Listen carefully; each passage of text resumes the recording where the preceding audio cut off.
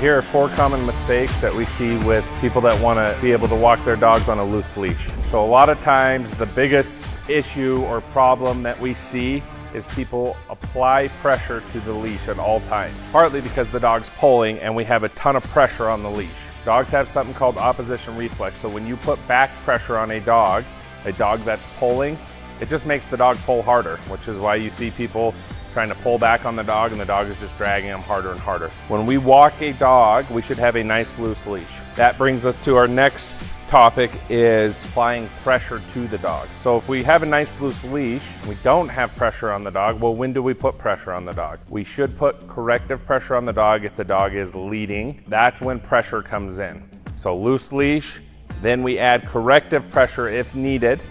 We can correct, and then pressure goes back off. That way the dog's not pulling with the pressure that we're applying. Then we move into allowing the dog, and we see this all the time. People want their dog to heel, but then allow their dog to pull ahead to, if there's people up there, if there's dogs, if the dog wants to go smell something over here, they just allow the dog to pull ahead and do what it wants. That just sets you up.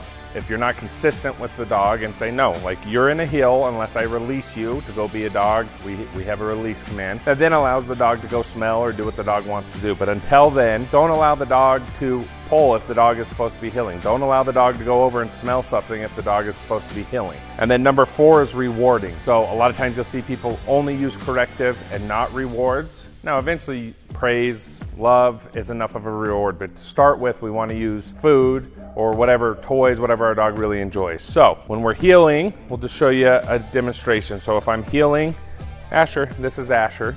So if I tell him heel, nice loose pressure on the leash here.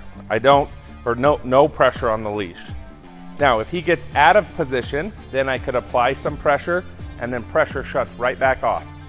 Then not allowing him to work ahead, and if he's in good position, that's when I can say yes and mark the behavior, and I can reward him. So those are a lot of probably the 4 biggest issues we see when we're talking about trying to walk a dog on a loose leash.